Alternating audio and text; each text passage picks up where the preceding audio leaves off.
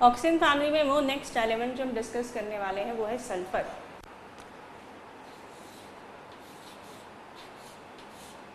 Sulphur अपने allotropic forms के लिए जाना जाता है।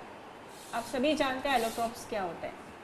अगर कोई सब्सटेंस केमिकली कंपोजिशन में सेम है पर उसके फिजिकल अपीयरेंस डिफरेंट है तो उसे एलोट्रोप कहा जाता है। और कार्बन एक ऐसा एलिमेंट है जिसने इस एलोट्रोपिक फॉर्म को सबसे कॉमन फैमिलियर बनाया है, क्योंकि हर कोई उसके एलोट्रोपिक फॉर्म डायमंड, ग्रेफाइट और फुल्डन को जानता है। सल्फर भी एलोट्रोपी दिखाता है। और अगर आपको एक शब्द इसके साथ और मिले पॉलीमॉर्फिज्म, तो मैं आपको बता दूं, पॉलीमॉर्फिज्म और एलोट्रोप दो ऐसे शब्द हैं जो कुछ चीज़ें कॉमनली शेयर करते हैं और कुछ चीज़ें नहीं करते। पॉलीमॉर्फिज्म उसमें भी केमिकल कंपोजिशन सेम होती है और फिजिकल अपीयरेंस डिफरेंट होता है, मगर उसमें सब्सटेंस एलिमेंटल नेचर का भी हो सकता है और कंपाउंड नेचर का भी हो सकता है। मगर जब आप एलोट्रोप्स की बात करते हैं तो कंपोजिशन में कंपाउंड फॉर्म नहीं होना चाहिए, सिर्फ एलिमेंटल फॉर्म होना चाहिए, ये फ़र्क है। उसी तरह पॉलीमॉर्फिज्म में क्रिस्टलाइन फॉर्म होते हैं, जबकि एलोट्रोप्स में क्रिस्टलाइन भी होते हैं और अमॉर्फस भी शामिल होते हैं। अगर मैंने डायमंड, ग्रेफाइट और फुल्डन पढ़ाया है जो कि उसका क्रिस्टलाइन फॉर्म था, तो मैंने कार्बन ब्लैक, चारकोल, कोक और कार्बन ब्लैक भी पढ़ाया है जो एलोट्रोपिक फॉर्म था। सल्फर के हम एलोट्रोपिक फॉर्म के बारे में डिस्कस कर रहे हैं। उससे पहले सल्फर की characteristics, it is found free in state. ये एक इम्पॉर्टेंट कैरेक्टरिस्टिक्स है क्योंकि अक्सर चीज़ें फ्री स्टेट में नहीं मिलती। हमेशा अपनी रिएक्टिविटी के कारण या तो इलेक्ट्रोनेगेटिव या इलेक्ट्रोपॉजिटिव नेचर के कारण किसी न किसी से जुड़ा मिलता है, और is found free in state.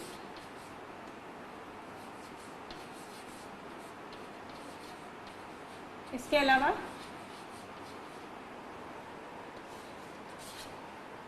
It has high capacity of catenation. जिस तरह कार्बन अपने कैटेनेशन को लेकर जाना जाता है खुद से सेल्फ लिंकिंग प्रॉपर्टी, क्योंकि वो कार्बन के साथ स्टेबल बॉन्ड बनाता है, ऐसी सेल्फ लिंकिंग प्रॉपर्टी सल्फर में होती है। काफ़ी कम है कार्बन से, फिर भी बाकी पीरियोडिक टेबल के एलिमेंट के कंपेयर में it has good capacity of catenation. It has capacity of catenation.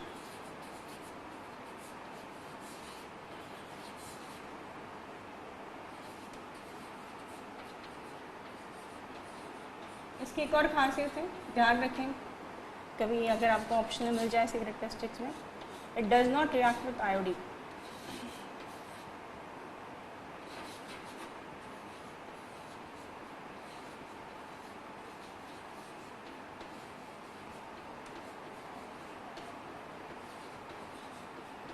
और इसकी जो नेक्स्ट कैरेक्टरिस्टिक्स लिख रही हूँ उसी को लेकर हम आगे डिस्कस करेंगे कि it is found in allotropic form.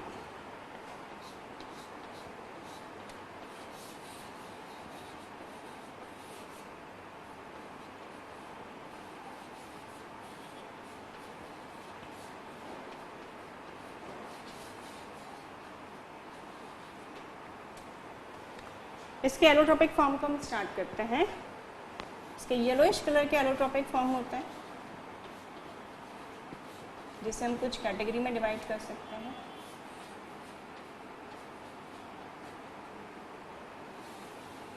जिसकी पहली कैटेगरी में लिख रही हूँ होमोसाइक्लिक रिंग। होमो का मतलब होता है एक जैसा, साइक्लिक फॉर्म में मिलेंगे एंड जुड़े हुए मिलेंगे। होमोसाइक्लिक रिंग जिसमें जनरली सल्फर 6 से लेकर 20 तक होता है नंबर। पर इन 6 से लेकर 20 में सबसे कॉमन फॉर्म है S8। आपने भी सुना होगा जिस तरह सल्फर S8 वैसे ही फॉस्फोरस P4 लिखा जाता है। तो अगर मैं इसका पहला एग्जाम्पल बोलूँ तो पहला एग्जाम्पल जो एसिड फॉर्म में है वो बेसिकली दो तरह के होते हैं, अल्फा सल्फर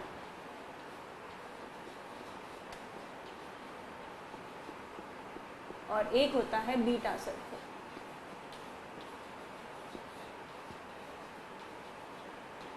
तो इसका जो S8 फॉर्म है इसमें अगर हम पहला बोलें alpha sulphur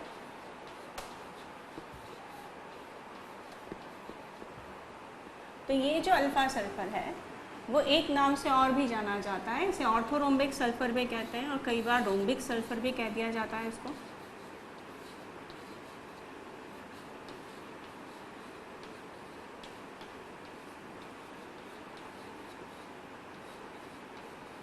comparison wise definitely बात होगी अगर इसके दो फॉर्म है अल्फ़ा सल्फर और बीटा सल्फर तो कंपैरिजन बेसिस पे जैसे मैं बोलूँ तो ये एक येलो कलर का सब्सटेंस है,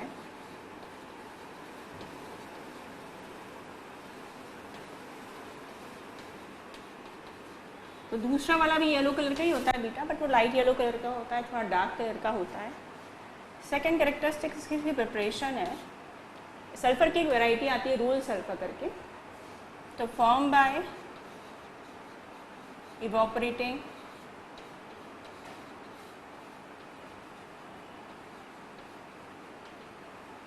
रोल सल्फर सॉल्यूशन, सल्फर का एक फॉर्म है रोल सल्फर,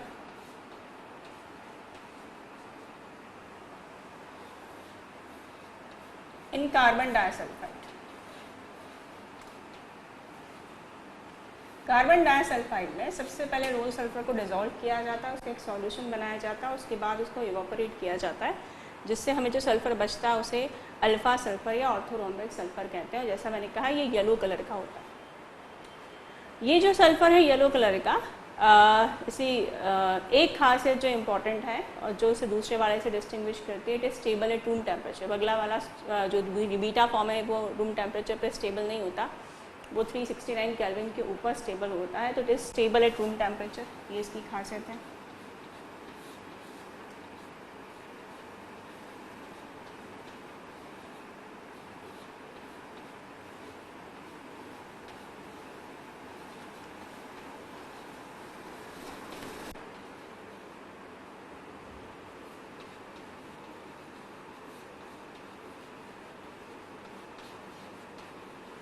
फिर कॉमन कैरेक्टरिस्टिक्स कहेंगे, क्योंकि ये पॉइंट जो मैं लिखने वाली हूँ वो बीटा सल्फर में भी सेम आएगा कि it is insoluble in water, पानी में नहीं घुलता।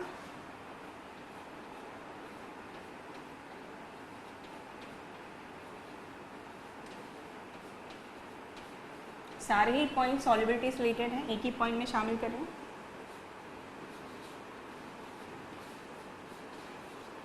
सॉल्युबल इन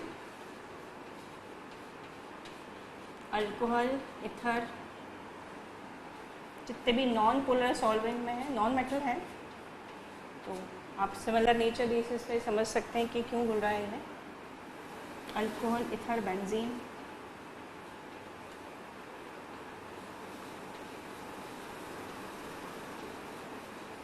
और एक पॉइंट जैसे खास बनाता है, it is highly soluble in carbon disulphide.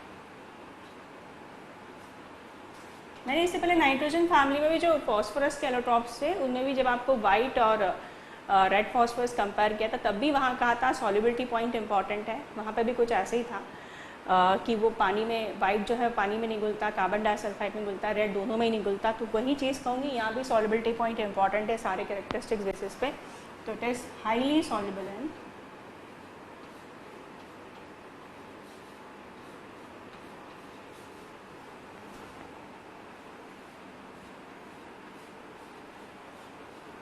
Carbon disulphide. Carbon disulphide में काफ़ी ज़्यादा घुलता है।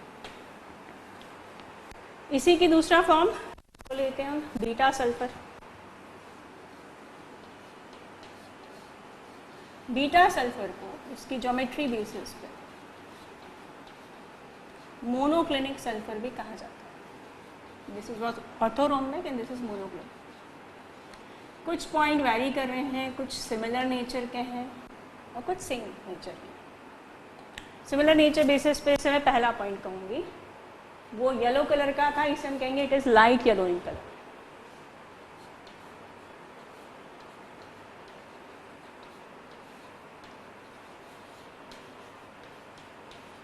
ये हल्के पीले रंग का होता है।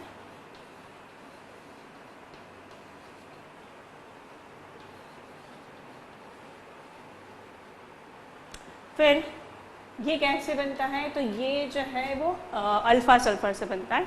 सबसे पहले हम इसी तरह कार्बन डाइसल्फाइड में अल्फ़ा सल्फर का सॉल्यूशन बनाएंगे, इवापोरेट करेंगे। थोड़ी सी लंबी प्रोसीजर है। पहले लिया अल्फ़ा सल्फर, कार्बन डाइसल्फाइड में डिसॉल्व किया, इवापोरेट किया, यहाँ तक तो सीधा ऐसा ही है। फिर उसके बाद क्रस्ट, एक सॉलिड लेयर जम जाती है। जब उस पर आप दो छेद करके लिक्विड को पोर आउट कर देते हो तो जो बचते हैं अंदर crystal, that is a beta sulphur. Evaporation of इवॉपरेटिंग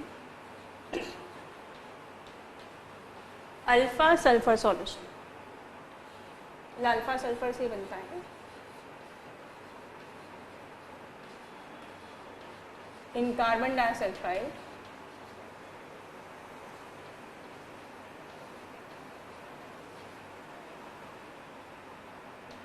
we get a crust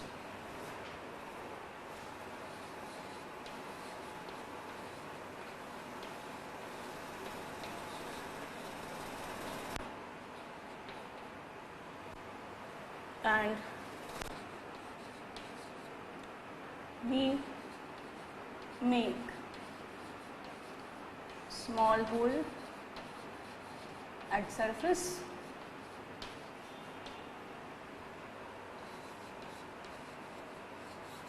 and when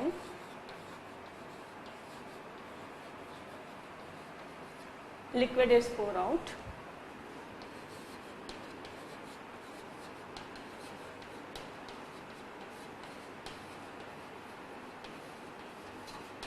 we get the crystal of alpha sulfur.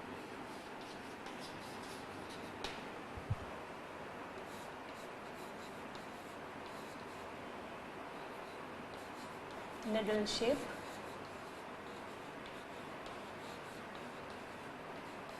Beta sulphur. तो अल्फा सल्फर से बनता है, इसका सॉल्यूशन लीजिए, इवॉपरेट कीजिए तो थिन क्रस्ट मिला उसमें छेद कर दीजिए और जब लिक्विड को पोर आउट करेंगे जो बच जाएगा तो आपको जो निडल्स मिलेंगे बीटा सल्फर के मिलेंगे।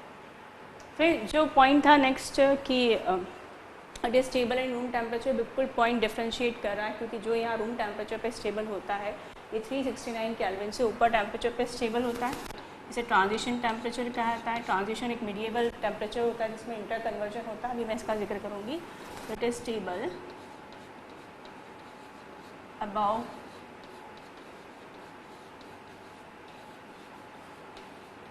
369 केल्विन। तो ये इसका इम्पॉर्टेंट टेम्परेचर है, ध्यान रखिएगा। इसे ट्रांजिशन टेम्परेचर के नाम से भी जानते हैं। नाइट्रोजन फैमिली में भी इस वर्ड का यूज़ हुआ है जब हमने उसके क्रिस्टलोबाइट, ट्राइडिमाइट और क्वार्ट्ज एलोट्रॉपिक फॉर्म का जिक्र किया था कि ट्रांजिशन टेम्परेचर वो टेम्परेचर होता है जिसमें एलोट्रॉपिक फॉर्म इंटर कन्वर्ट होता है। फिर सॉल्युबिलिटी जो पॉइंट होता है, it is also insoluble in water.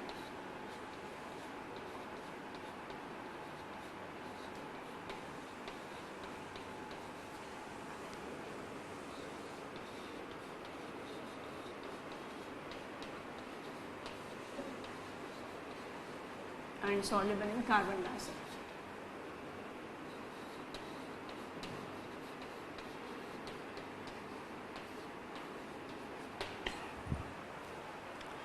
ये मैंने कंपैरिजन बेसिस पे, सिमिलर बेसिस पे सारे डिस्कशन किए। अब इन दोनों में कॉमन चीज़ जो आती है वो ये आती है, both the form are occurred means non-planar as 8 unit, 8 सल्फर इसमें होता है। इसका जो ट्रांजिशन टेम्परेचर होता है मैंने अभी बताया,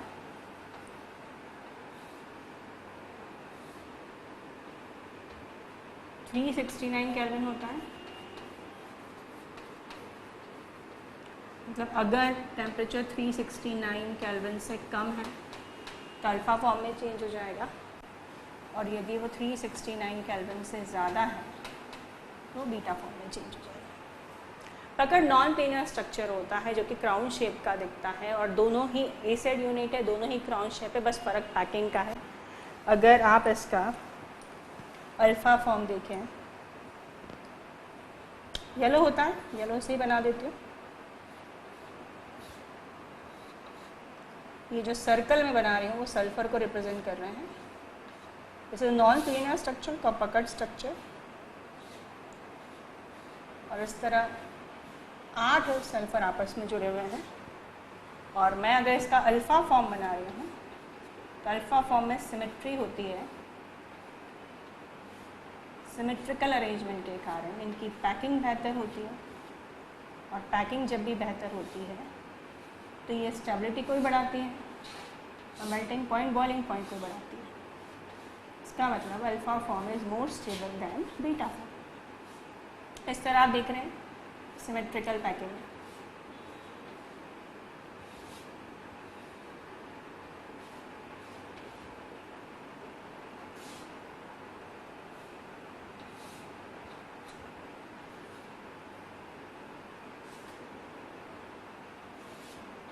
क्राउन शेप कहते हैं इसको,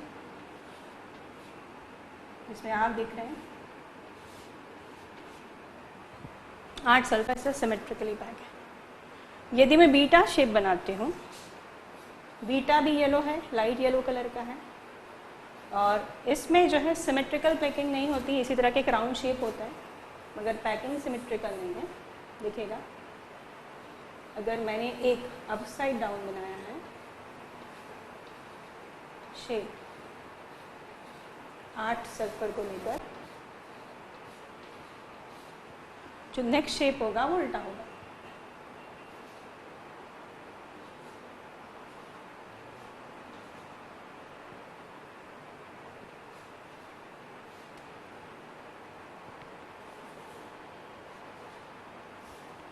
राउंड शेप इस तरह बनेगा।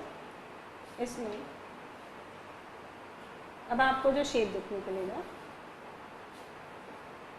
उल्टा होगा, एक सीधा है एक उल्टा है और अगेन एक सीधा है।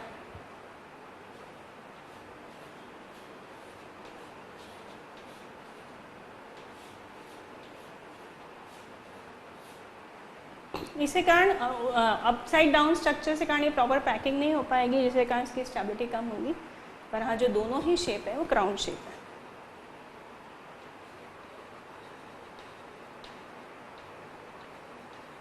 तो आपने भी अक्सर सल्फर के रिएक्शन में देखा होगा S8 लिखा होता है, तो it could be alpha form, it could be a beta. Sulphur के S8 फॉर्म के अलावा जो इसका दूसरा फॉर्म मिलता है वो S6 फॉर्म मिलता है। 6 सल्फर होता है, ये एसिड की तरह कॉमन फॉर्म नहीं, रेयर फॉर्म है। और ये जो एसिड है उसे एंगल सल्फर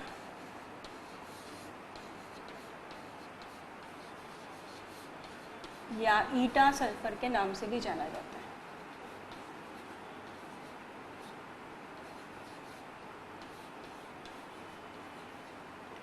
ये जो S6 फॉर्म है ये चेयर शेप फॉर्म में मिलता है,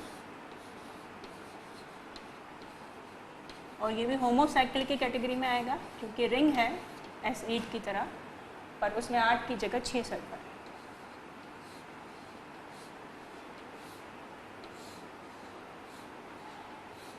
ये कुछ इस शेप में मिलता है। इसकी पहली वैरायटी के बाद में अगर मैं इसकी दूसरी वैरायटी की बात करूं, इसे डिफरेंट चेन सल्फर कहा जाता है।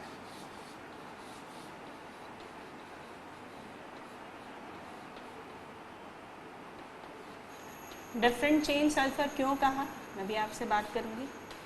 डिफरेंट चेन सल्फर कहें या इसे कैटेना सल्फर कहें,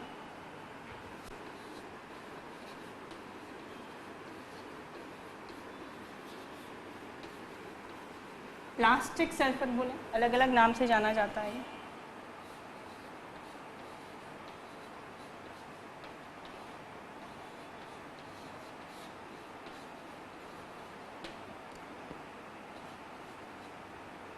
इसमें अगर आप शेप देखें इसका तो इसका शेप जो है उसमें सल्फर की इस तरह जिगजैग चेन होगी जिनका नंबर फिक्स नहीं है कि वो कितना होगा।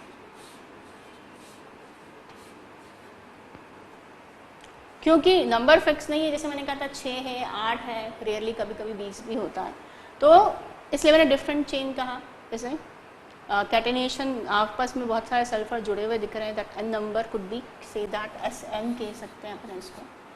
और प्लास्टिक सल्फर इसकी जो कंसिस्टेंसी है प्लास्टिक, रबरी प्लास्टिक जैसे होती है। इसको बनाते कैसे हैं अगर मैं बात करूँ, प्रिपरेशन की बात करें इसके,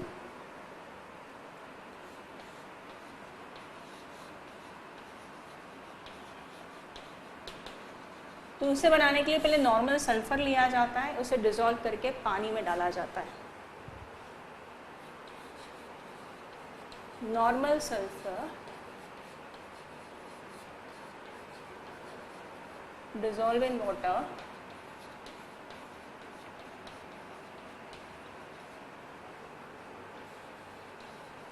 and when it cool down, जब ये ठंडा हो जाएगा पानी के अंदर,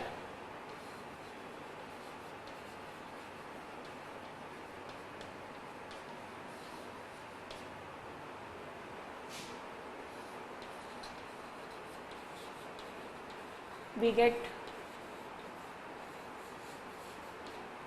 रबरी मास, रबर जैसा होगा। तो प्लास्टिक पिघलता है, कभी देखा हो तो रबर जैसा हो जाता है, which is called plastic sulphur, जिसे हम प्लास्टिक सल्फर के नाम से जानते हैं।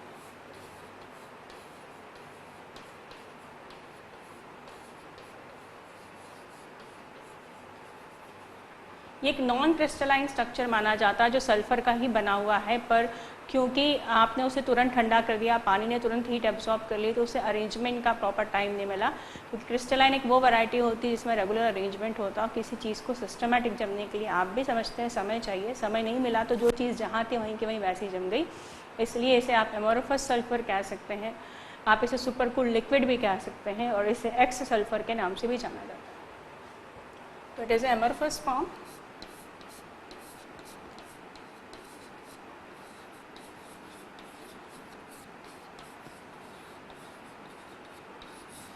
Because sulfur is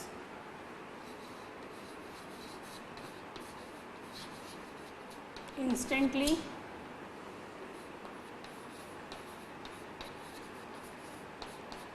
cool without getting time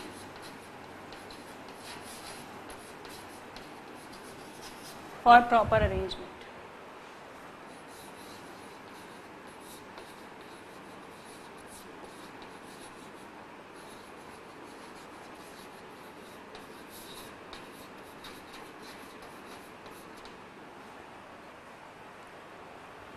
इसलिए इसे सुपर कूल लिक्विड भी कह सकते हैं।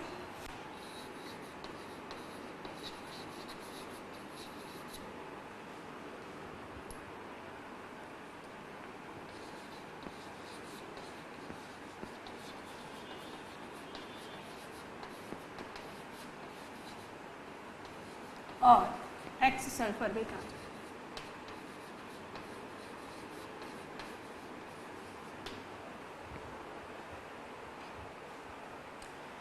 इसके अलावा तीसरे की बात करें मैं आपसे, द थर्ड वन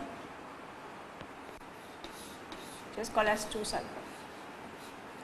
जब भी मैं आप लोगों को पढ़ाती हूँ तब मैं आप लोगों से हमेशा ये कहती हूँ कि जिस चीज़ में सवाल ज़्यादा पूछे गए उसका विशेष ध्यान रखिए। Like 369 kelvin transition temperature, the comparative characteristics of the alpha and beta form. उसी तरह मैं H2 सल्फर की बात कर रही हूँ। याद हो तो मैंने जब कंपैरिजन किया था तो मैंने ऑक्सीजन के एनॉमलस बिहेवियर में लिखवाया था it's a paramagnetic nature while other substance are diamagnetic nature. तो H2 एक ऐसा फॉर्म है जो रेयर है। रेयर है क्योंकि H2 फॉर्म सिर्फ 1000 केल्विन के लगभग उसके ऊपर पाया जाता है, और ये एक पैरामैग्नेटिक फॉर्म होता है क्योंकि इसमें भी इलेक्ट्रॉन आपको एंटी बॉन्डिंग मॉलिक्यूलर ऑर्बिटल में दिखता है। तो it's important characteristics, previous exams में इस पर सवाल आए हुए हैं। तो it is found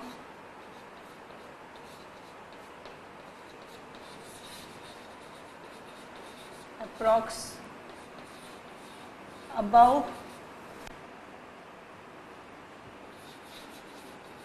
this temperature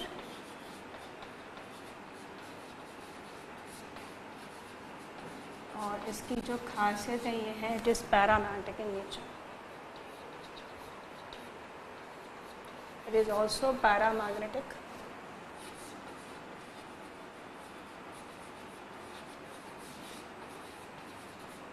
like O2 because the electron is present in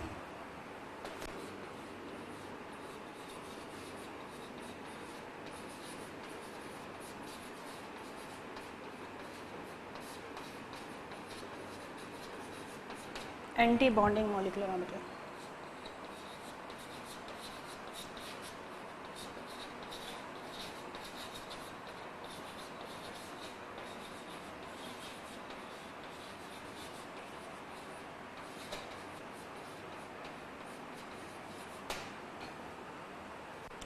तो ये सल्फर के एलोट्रोपिक फॉर्म है जो आप लोग ध्यान रखिए, और इसमें स्पेशली S2 अल्फा और बीटा फॉर्म का कंपैरिजन ज़्यादा इंपॉर्टेंस रखता है।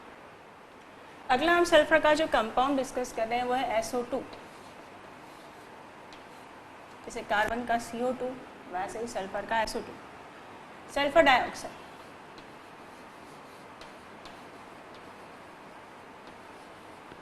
और जो शुरुआत होगी उसे बनाने के तरीक़ों से होगी कि किस तरह SO2 बनाया जाता है। SO2 में आपको इम्पोर्टेंस बता दूँ, SO2 को वैसे तो काफ़ी काम आएगा, आगे बात करेंगे। SO2 Cl2 sulphuryl chloride organic chemistry में कंपाउंड यूज़ करते हैं, SOCl2 थायोनाइल क्लोराइड, पर इसका मेन एप्लीकेशन सल्फ्यूरिक एसिड बनाने में होता है, क्योंकि हम आगे बात करेंगे उससे किंग ऑफ केमिकल्स कहा जाता है, क्योंकि कमर्शियली किसी भी इंडस्ट्री के लिए बहुत इंपॉर्टेंट सॉल्वेंट होता है। तो SO2 मेनली यूज़ किया जाता है सल्फ्यूरिक एसिड बनाने के लिए। चलिए पहले हम देखें कैसे बनता है। फ्रॉम S8 सल्फर का जो एलोट्रोपिक फॉर्म है उससे इसे बनाया जाता है। इसका ध्यान रखिए, इसमें 8 से 10% SO3 भी बनने की पॉसिबिलिटी होती है।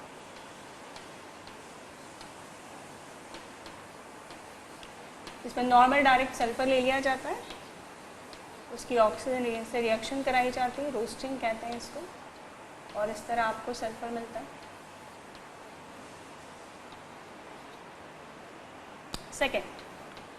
सेकेंड मेथड इनडायरेक्ट जो सीक्वेंशियल रिएक्शंस होती है उससे काफ़ी पूछा जाता है। जिस तरह आपको एक सवाल मिलता है कि suppose there is sulphur substance, an ion A react with sulphuric acid in form gas B, और B जो है वो SO2 से कैरेक्टरिस्टिक्स को आगे कोरिलेट करके B से C बना, C से D बना, इस तरह के सवाल होते हैं। उसमें सल्फाइड आयन का जिक्र होता है। तो फ्रॉम सल्फाइड इसे बनाया जाता है। किस तरह, चलिए मैं रिएक्शन करके बताती हूँ। सल्फाइड आयन, तो सल्फाइड आयन के सोर्स के रूप में मैंने सपोज Na2SO3 लिया, this is the sulphide ion, SO3 2 negative. इसमें मैंने सल्फ्यूरिक एसिड बनाया। जब मैं इसमें सल्फ्यूरिक एसिड मिलाऊंगी तो ये सोडियम और ये सल्फेट निकल जाएंगे। सबसे पहले तो आपको सिंपल रिएक्शन समझ में आ रही होगी। वीक एसिड है, ये स्ट्रॉन्ग एसिड है, इसे डिस्प्लेसमेंट कर दिया, स्ट्रॉन्ग है, इसको हटा के खुद से जोड़ लिया। यहाँ पे जो SO3 है it will be converted to SO2, इसलिए मैंने आपसे कहा कि SO2 गैस बनाने में काम आता है। और एक ऑक्सीजन जो बच गई है वो हाइड्रोजन के साथ निकल जाएगी पानी के फॉर्म में। तो इस तरह सोडियम सल्फाइड की रिएक्शन सल्फ्यूरिक एसिड से कराई जाती है, तो सोडियम सल्फेट के साथ SO2 गैस बनती है। और ये जो प्रिपरेशन है वो काफ़ी यूज़ की जाती है सवालों में। सेकेंड था फ्रॉम कॉपर।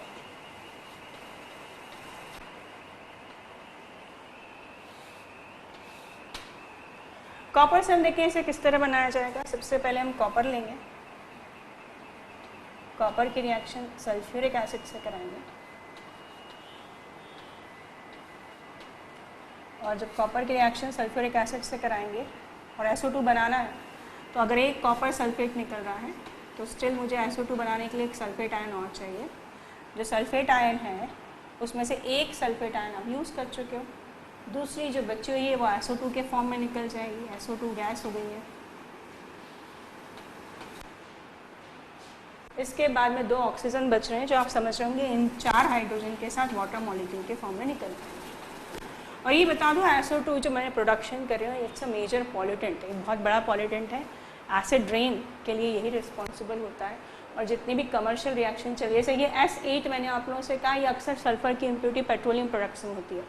तो जब हम कहते हैं कि पेट्रोलियम जलता है तो पॉल्यूशन कॉज करता है, क्योंकि वो CO2 कार्बन मोनोऑक्साइड बनाता है, तो अगर उसमें सल्फर है तो वो SO2 का प्रोडक्शन भी करता है, जो एक मेजर पॉल्यूटेंट होता है। इसके अलावा इंडस्ट्रीज़ में यूज़ होने वाली सबसे कॉमन रिएक्शंस की बात कर रही हूँ, जिसमें आयरन पायराइड यूज़ किया जाता है। इस आयरन पायराइड का जिक्र जब मेटलर्जी प्रोसेस में होता है तो ये लिखा होता है आयरन के ओर की जगह पर।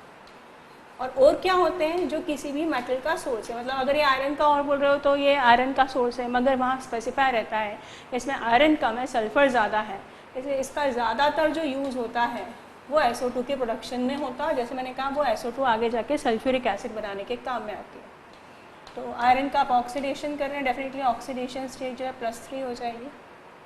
और यहाँ पर आपको ऑक्साइड निकालना है, तो सल्फ़र के ऑक्साइड में आपके 8 सल्फ़र हो चुके हैं, तो ये 8 SO2 हो गया।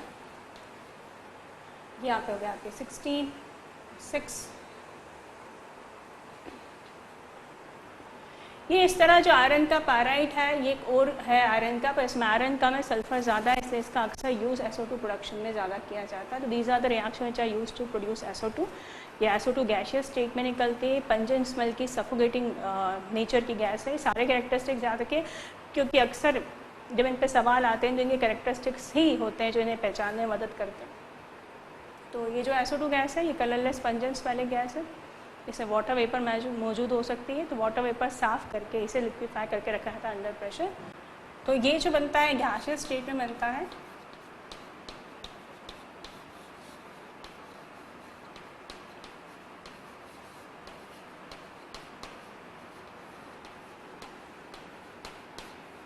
Liquefy under pressure.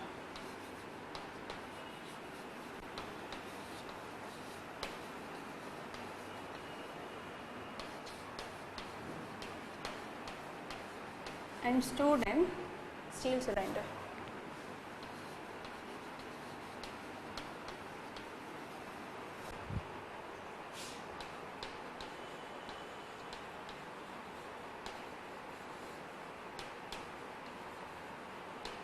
अब ये जो SO2 गैस है जिसे हम लिक्विफाई कर सकते हैं, अब इसकी कैरेक्टरिस्टिक्स पे आते हैं, खासियत पर।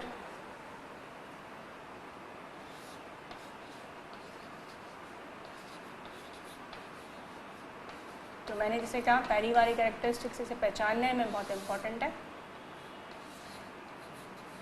It is a colourless pungent smelling gas.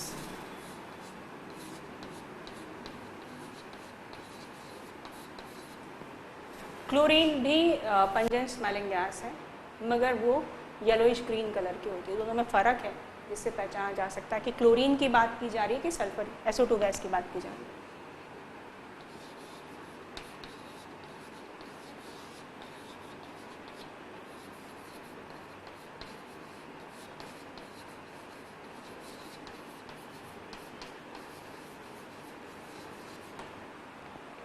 इसके बाद second point, it is highly soluble in water. मैंने ऐसे अभी आपसे कहा एक मेजर एयर पॉल्यूटेंट है ये कार्बन डाइऑक्साइड और कार्बन मोनोऑक्साइड की तरह। चाहे पेट्रोलियम प्रोडक्ट्स हो या फिर फैक्ट्रीज़ में होने वाली रिएक्शन जैसे आयरन सल्फाइड का ऑक्सीडेशन, इससे लगातार SO2 गैस प्रोड्यूस होती है। इन्वायरमेंट में, एटमॉस्फेयर में जो SO2 गैस है बरसात के मौसम में घुल जाती है, क्योंकि इसकी पानी में बहुत ज़्यादा सॉल्युबिलिटी होती है। और हम देखते हैं कि पानी में घुल के ये क्या बनाता है, it is highly soluble in water.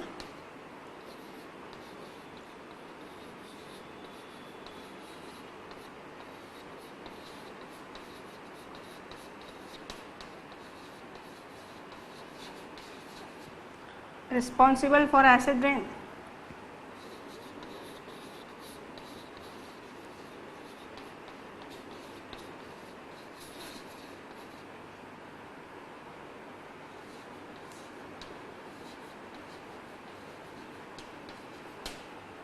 तो अगर हम इसे पानी में घोलते हैं तो एक रिलेटिवली स्ट्रॉन्ग एसिड बनता है, सल्फ्यूरस एसिड।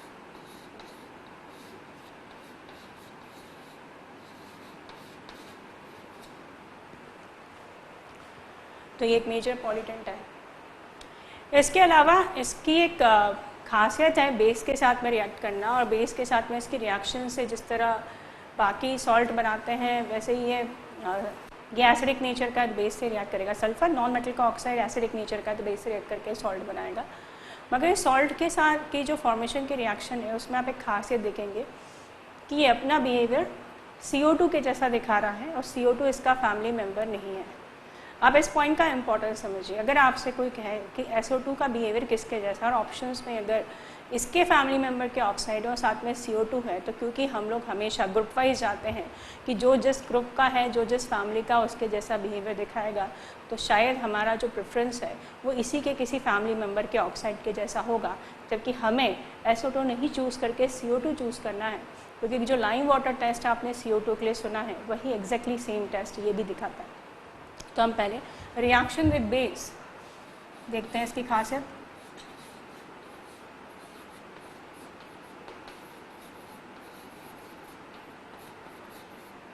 बेस के साथ ये किस तरह रिएक्शन दिखाता है, इसका पहले एक एग्जांपल लेता है। मैंने लिया NaOH, उसकी रिएक्शन कराई SO2 के साथ, non metal oxide, acidic, basic, salt बनेगा सल्फ्यूरस एसिड का सॉल्ट, सोडियम सल्फाइड और वाटर। आप जो रिएक्शन के स्टेप है वो चेक कीजिए, किसी से कहीं कुछ मिलता जुलता है फिर मैं आके आपको ओरिजिनल रिएक्शन बताऊंगी। अगर ये सोडियम सल्फाइड एक्सेस वाटर और SO2 के साथ रिएक्शन करें, it forms sodium bisulfide which is soluble.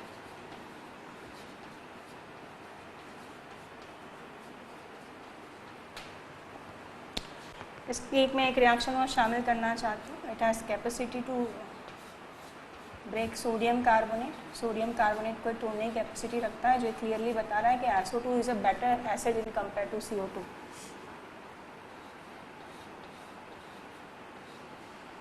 इससे भी सोडियम बायसल्फाइड बनने वाला है, 2 हाइड्रोजन लगने वाले हैं मुझे। ये हो गए 2 सोडियम, 2 हाइड्रोजन, 2 SO3 और साथ में निकला CO2। तो इसमें कार्बोनेट को तोड़ने की कैपेसिटी भी ये दिखा रही है कि बेटर एसिड है CO2 से, इसलिए इसने उसको तोड़ सका या उसको रिप्लेस कर सका। अब मैं आपको जो इम्पोर्टेंस बता रही थी मैं उस पर आते हूँ। behavior similar to CO2।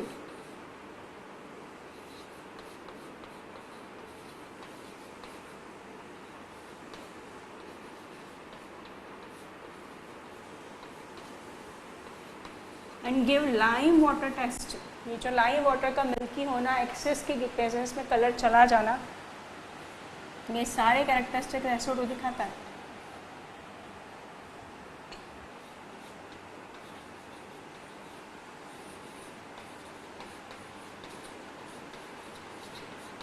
जो फेमस लाइम वाटर टेस्ट है उसे हम कैसे पढ़ते हैं? देखिए उसे हम ऐसे पढ़ते हैं कि हम कैल्शियम हाइड्रोक्साइड लेते हैं, लाइम वाटर जो आपको पानी की तरह दिखता है,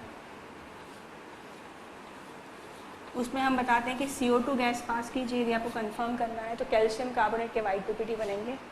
और मैं यहाँ पर CO2 पास करने की जगह SO2 गैस पास करूँ। देखिए क्या बना है, कैल्शियम सल्फाइड जो बिल्कुल उसी तरह वाइट PPT बना रहा है जैसे कैल्शियम कार्बोनेट बनाता है। मतलब यदि वाइट PPT लाइम वाटर में आ रहे हैं तो वो ज़रूरी नहीं है CO2 गैस है, वो SO2 गैस भी हो सकती है।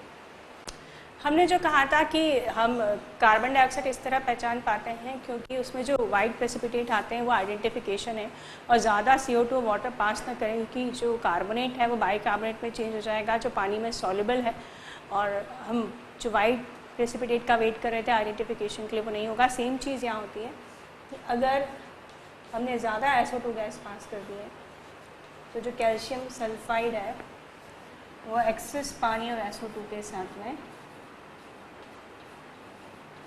रिएक्ट करके कैल्शियम बाइसल्फाइड बना देगा,